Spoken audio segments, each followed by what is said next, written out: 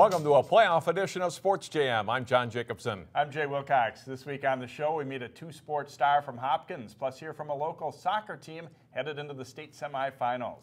Up first, playoff football. After crushing Fridley in the Section 6 4A quarterfinals, Park Center met up with a strong De La Salle squad in Minneapolis in the semifinals. First quarter, the Islanders' James King Jr. powers in for a 2-yard touchdown, and it's 7-0. Park Center comes right back down the field, but Lawrence Ogunte's pass is tipped at the line of scrimmage and picked off in the end zone on a nice grab by Marquise Bridges. Down 14-0, the Pirates get on the board. Carl Altenberg hits Adam Burge on a slant, and the speedy Burge does the rest. He takes this one the rest of the way, going 74 yards for a touchdown, and it's 14-7, De La Salle after one.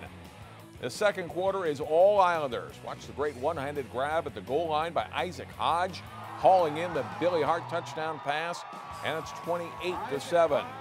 The Pirates have to punt on their next series, and Bridges fields this one and heads right up the middle. He weaves his way 54 yards for a touchdown. De La Salle scores 27 second quarter points on their way to a 61-14 rout of Park Center. In Section 4 of 5A, Cooper had a bye in the quarterfinals. The Hawks were well rested as they hosted Matamidi in the section semifinals. The Zephyrs, though, strike on their first drive as Lucas Buller speeds through a good hole on his way to a 40-yard run. A two-point conversion makes it 8-0 after a quarter. Late in the second quarter, Cooper comes back as Levante Taylor has a seam and then steps over a tackler on the way to the end zone. The Hawks tie it at 8-8. After a Zephyrs fumble, Cooper scores again as Alonzo Hawley spills into the end zone. 2 touchdowns in the final 2+ minutes of the half make it 14-8 Hawks. But it doesn't last. Philip Howard rolls right, and he's picked off by Jack Heinch for the Zephyrs. Heinch returns it inside the Cooper 10 to set up a touchdown. It's 14-14 after 3 quarters. And the Zephyrs win it on a creative play. Buller takes the pitch and throws the halfback pass to a wide-open Joe Forcia. He goes 80 yards for the touchdown, and Matamidi eliminates Cooper 20-14. In Section 2 of Class 3A, Providence Academy and Brack were meeting for a third time this season. First quarter of a scoreless game, and Lions quarterback Henry Van Dellen hits Matt Richardson with a pass over the middle. It's a 27-yard touchdown for Richardson and the Lions, and it's 7-0. But the defenses are stingy the rest of the day. Providence running back Connor White with a nice run here until he's stripped of the ball by Bryce Johnson. Miles Alowu then picks up the ball and returns it for Breck out past the 35-yard line. White makes up for the fumble on Breck's next series. Braden Kulik's pass intended for Ira Buffalo Head. White, though, gets inside position and hauls in an interception. First quarter touchdown holds up. Providence wins 7-0. The Lions are 9-0 and host Glencoe Silver Lake in the section final Friday. Class 6A teams open play Friday night. Maple Grove is the top seed in Section 5, and the Crimson hosted Coon Rapids. First drive for Maple Grove, and the handoff goes to Clark Winicky, and Winicky runs it all the way to the Cardinals' 2 before he's tripped up. And it sets up this touchdown on the next play as Isaac Collins pushes through the pile, and it's 7-0 Maple Grove. The Crimson with a 4th and 5, and they go for it. Quarterback Brad Davison eludes the rush and completes it to Kyle Anderson, who gets the first down and a lot more. MG leads it 14-0. Second quarter, on the first play with Maple Grove driving, Davison completes a pass to Eddie Lee, and he gets a block and dives in for the touchdown to make it 21-0. Now in the third quarter, Winicky strikes again. He runs in for another Maple Grove score. They roll to a 35-0 win, and they will host White Bear Lake. Osseo crushed Champlin Park in the opening round of the playoffs last fall. Rebels hoped for a better outcome as they played the Orioles in the Section 5 opening round again this year. It's a good start for Champlin Park. Harrison Jones goes over the top to 6'7" Scott Bowe behind the defense. Bowe scores on a 38-yard pass, and it's 7-0 Rebels after one quarter. Early in the second, Prince Krua gets Osseo on the board. He's returned from an injury, and it's 7-7 after this score. Both teams score once more in the second. It's 14 all at halftime. Third quarter, and Osseo goes in front. Demario Armstrong makes a great catch of the Malik Gaylord pass. It's 21-14 Orioles after 3. Early in the 4th, Krua takes the pitch. It's well blocked, and he scores easily, and Osseo's lead grows to 27-14. But after intercepting an Orioles pass, Champlin Park strikes back. Max Biegert throws. The defender gambles and misses, leaving Eldridge Joyce with a free run for 55 yards to pull the Rebels within 27-21. But Osseo holds on for the win. In Section 6-6A, Hopkins hosting Edina. First quarter, Tyler Lee to Bill Atkins. Atkins stretches out for a 34-yard touchdown and a 17-0 Royals lead. Second quarter, the handoff is to D.T. Williams. He zips outside and runs 28 yards to the end zone to make it 24-10 Hopkins. But Edina doesn't fold. Charlie Smith up top to Kyle Folks for the score, cutting the lead to 24-17 at halftime. Third quarter, Parker Rickard is untouched out of the backfield, and he'll go 71 yards for an Edina touchdown. The Hornets take a 36-24 lead. The Royals respond, though. Lee launches the pass to Juwan Winston. It's a 69-yard strike and cuts the Edina lead to 36-31. Fourth quarter, Hopkins needing a big play on defense, and they get it. Kyle Johnson and Harry Momo get Smith on the run, and his pass is intercepted by Andy Awney. And on the ensuing drive, Lee rolls out and hits Johnson for an 11-yard score. The Royals win a thriller 37-36. They'll play Lakeville North in the next round. Wayzata also advanced, beating Minnetonka, and now will play at Rosemont Friday. Breck's girls tennis team took third place in the state Class A team competition last week. A doubles team went for a championship as Kendall Kozakowski and Grace Zumwinkle returned to the final after losing to two of their teammates last fall in the title match. Taylor Bannett serves for Cannon Falls, Kozakowski with the return, and then Zumwinkle splits Bannett and Maddie Adele with the overhead as the Breck duo dominates. Second set now, and Kozakowski with the serve. Zumwinkle will put the return away, and moments later the Breck duo finishes a 6-1, 6-2 win to take the Class A doubles title. Yeah, I thought it was great. Ever since last year, we had our goals. We were going to come back strong. We worked hard all season, and it feels great to come out on top. Nice win for them, very dominant in that title match, too. Breck a little disappointed with the team loss in the semifinals, but a good season overall for them. Up next, section cross country, state soccer, and section volleyball when Sports Jam returns.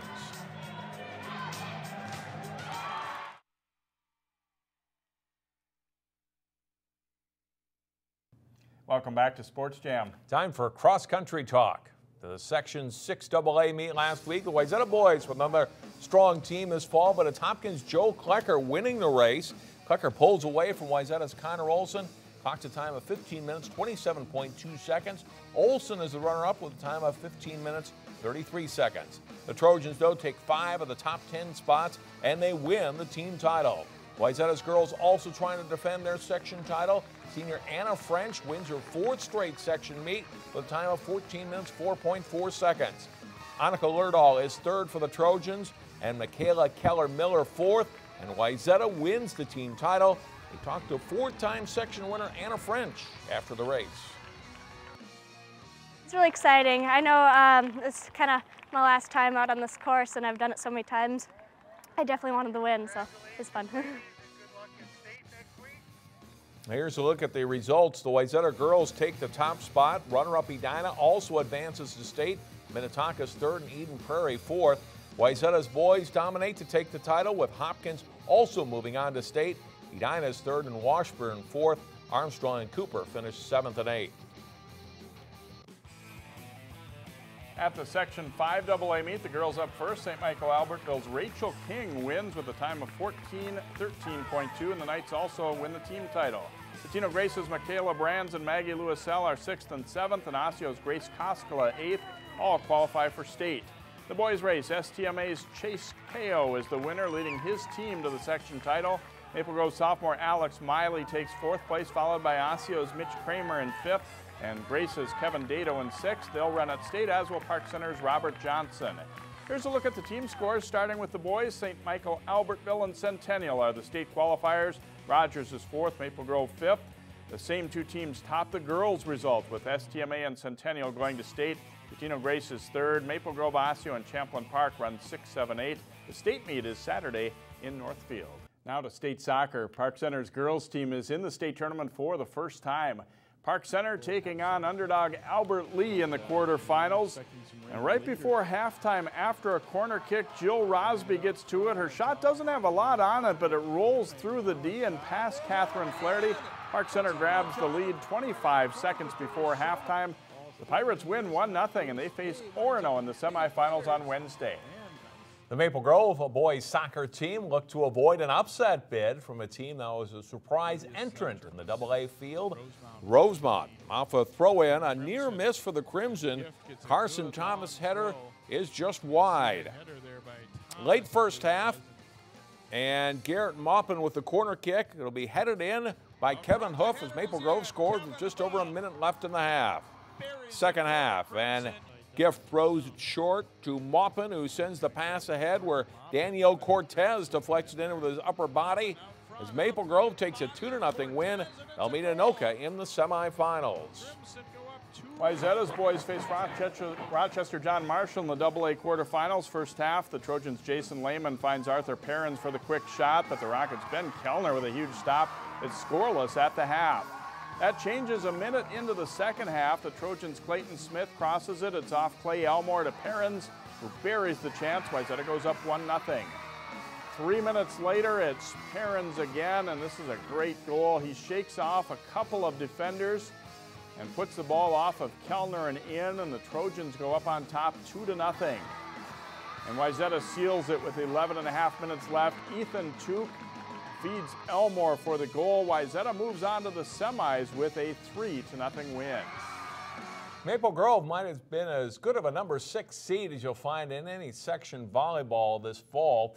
The Crimson challenged 3rd seeded and defending Section 5 3A champion Osseo in the quarterfinals before an amped up crowd at Osseo. Great start for the Crimson. They're on the left in this set, and Paige Aspinwall gets up and blocked. Hannah Pekarik's hit. Maple Grove wins the first set 25-19. Set point for Maple Grove in the second. Aspinwall with a quick set to Lauren Bright. She pounds it home, and the Crimson win again 25-19 to go up 2-0. Osseo comes back in the third. Emily Carmen knocks down the Maple Grove overpass. The Orioles win big 25-15. The Crimson retakes momentum late in the fourth. Haley Valencia's kill puts Maple Grove ahead 24-20, 1 point away from victory. The Orioles somehow rally back, tying up the set. Ellie Hoyt setting up Christina Bowe for the kill. Osseo battles back, and they win 27-25. After a back-and-forth battle in the fifth set, Osseo completes the comeback. Shia Sanders puts it away down the line. The fans will storm the court, and the Orioles take it in a 5-set thriller, winning 15-12 in the fifth. They meet Catino Grace in the semifinals Wednesday. It's top-seeded Champlain Park and Blaine in the other semi. In Section 6 3A, the semifinals are set as the top 4 seeds advance through quarterfinal round play. Second-seeded Hopkins meeting Orono. Orono comes out strong. They're on the left in set 1. Julia Spacek beats the Hopkins block, and the Spartans take a quick 6-1 lead. Hopkins comes back, though. Samantha Seliger-Swenson sets it up for Ruby Lord Moreland for the big hammer, and the Royals win 25-17. An ace serve that clips the net helps Orono to build the lead again in set 2. Spartans go up 9-3 at this point. Hopkins again fights back, and they take a close one. Moreland wins the battle at the net for the point on the way to a 25-21 win. Hopkins rolls into the semifinals with a sweep of Orono. Also at Hopkins, 3rd seed Wayzata facing Benilde St. Margaret's. Wayzata's on the left in set 1, and they play pretty well. Mackenzie Greshel sets to Kate Bird for the kill, and an 18-7 Trojans lead. Benilde puts together a run, though. Paige Mazzal and Hannah Anderson will team up for the block, but the Red Knights still fall to Wayzata 25-16 in the first. In the second set, Wayzata again gets out front. They get into their offense, and Bird gets a kill down the line as Wayzata grabs an 18-12 lead. Wayzata sweeps Benilde. They face Hopkins in the semifinals on Tuesday. Good matchups ahead in the semis and finals in sections 5 and 6. It's going to be a great week of volleyball. Next up in our Sports Jam Spotlight, made a two-sport Hopkins standout who led a Royals soccer team to its first state tournament appearance.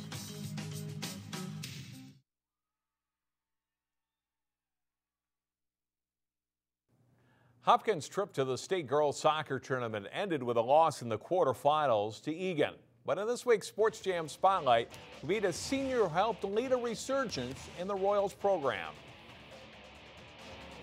Sometimes you have to start small and think big. It worked for Corbin Boyd in the Hopkins girls soccer program.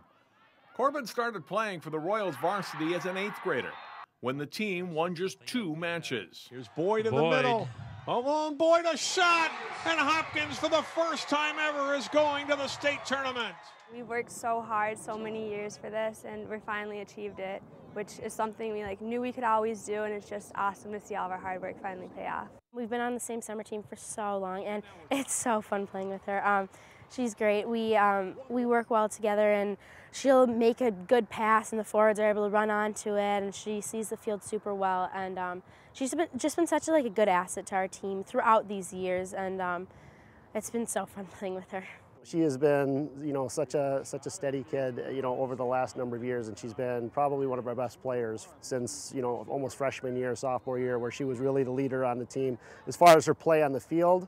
And she didn't voice it a lot. She just worked hard all the time. This year, she's really come into her own as far as leadership as well, and she's really become a great senior captain. An all-late conference midfielder for the Royals, she displays good field vision and makes those around her better. One thing that she has over a lot of kids is just her ability to read the game and anticipate and know where the ball is going. Her ability to just beat somebody just a little bit and then find a pass through 3 players. She has vision that none of the other players have, and she's able to really create chances for us. But Corbin's #1 sport is hockey, where she wears number 5. Like soccer, she's played on the Hopkins varsity since 8th grade. As a sophomore, she netted 19 goals with 25 assists. And followed that up with a 24-goal, 34-assist season a year ago. The assist totals give a good indication on what kind of playmaker Corbin is. For both hockey and soccer, I'm more of a playmaker. So in hockey, if I have a wide open shot, I'd rather pass the puck to somebody. I don't know why, it's just the first thing that comes into my head. And same with soccer. If I see a gap on the field, I'm going to pass it through, and hopefully one of our forwards will get there. Corbin's early development in the sport can be traced to playing with her older brothers, Brendan and Travis. When I was younger, they used to put me in net, and they would shoot on me with tennis balls because my mom wouldn't let them have any pucks. But when I got older, I would just play against them, stick handle and everything. And sure, I'd probably get stopped 9 times out of 10, but it made me better. Travis Boyd is in his senior year of hockey at the University of Minnesota, having played every game for the Gophers the past 2 seasons. Corbin will stay in Minnesota next year, but she won't be a Gopher. She's verbally committed to play women's hockey at Minnesota State Mankato. I had other schools in Minnesota and a lot more schools out east that I was talking to, but Mankato was far enough away from home, but also close enough to home. And I want my parents to be able to come and watch me, and it just seemed like a perfect place for me. Though her high school coach would love to see her continue in soccer, this is likely the end of the line for Corbin on the pitch. And that's something the seniors had to come to grips with. It makes me really emotional. I feel like yesterday I was an 8th grader and just making the team, and I was so happy I made it, and now it's almost over. And when we got down in the Armstrong game, I had a little breakdown on the field. I was like, this could be my last 20 minutes ever playing soccer. And then luckily we picked it up and we ended up winning, but I just have to make the most of everything on the field. Here, we'll see it one more time. Corbin's favorite subject areas in school are science and math, and she hopes to study pharmacy in college. By the way, high school hockey practice starts this week for girls teams around the state. Jay talks soccer with the Park Center girls next.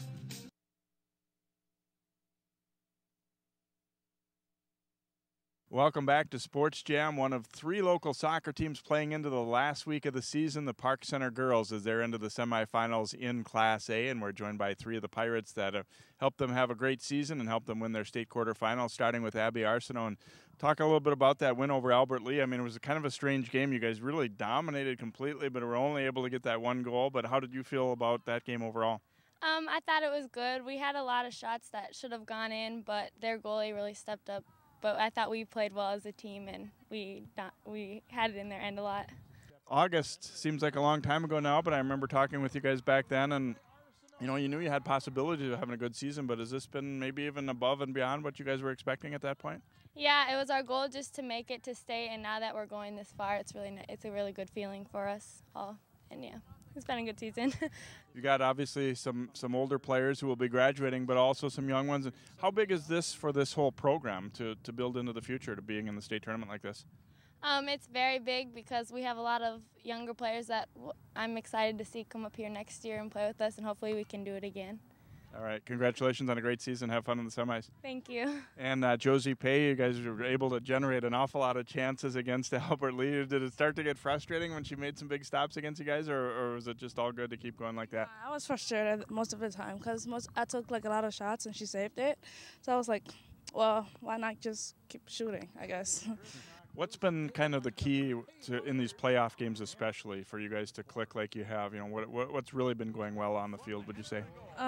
The friendship that we have all together, and like we all know what to do on the field and off the field, and we're all very close to each other. So I think that's a really good thing. Playing as a team too, that helps a lot. Be headed to St. Cloud State. Obviously, the Metrodome isn't here anymore, so you get to go there this year. But you guys looking forward to the opportunity to be in that semifinals and possibly finals? Yeah, I'm looking forward to it. We hope we win, though. That's the goal right now, winning, beating Orono. All right, congratulations, Jozie. Have fun in the state semis. Thank you. And Danielle Schaub, you kind of went through this a little bit last winter with the basketball program. How special is it to do it again here in soccer? It's a different group of girls and different seniors, so it's really fun being able to do it with a different group of seniors, making it to state. I know you guys definitely had possibilities coming into the year, but has this team gelled maybe and been a little better even than what you would have hoped for at that time? I thought, I did not think we were going to do this well, and making it this far. We wanted to get to state, but now we can, win it. So I think that's really fun. What will it take to succeed in the semis and, hopefully for your sake, the finals? We just got to finish our shots and not get frustrated if we're down. We've been down in other games. I think just staying positive on the field, and we'll do fine. Congratulations. It's been a fun run for you guys, and have fun in that trip up to St. Cloud. Thank you. All right, Danielle Schaub, one of the Pirates that have helped get it done this season as they're into the semifinals Wednesday against Orono in Class A. We'll be back to wrap up Sports Jam right after this, but first, our Plays of the Week.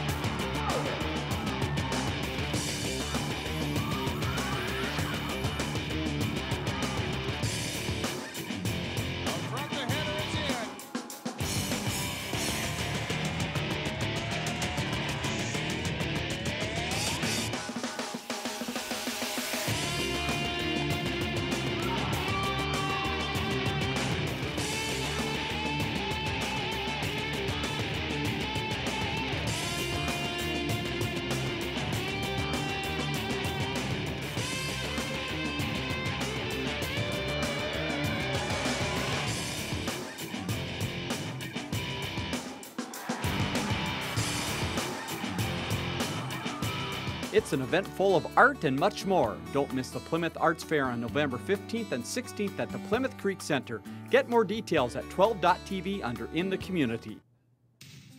Our game of the week is a Class 6A second-round football game as Maple Grove hosts White Bear Lake. The game is Friday night at 7. Watch the replay Saturday evening at 7 and 10 p.m. on Channel 12 and 12.tv. That's it for this week's show. Thanks for tuning in. See you next time here on Sports Jam.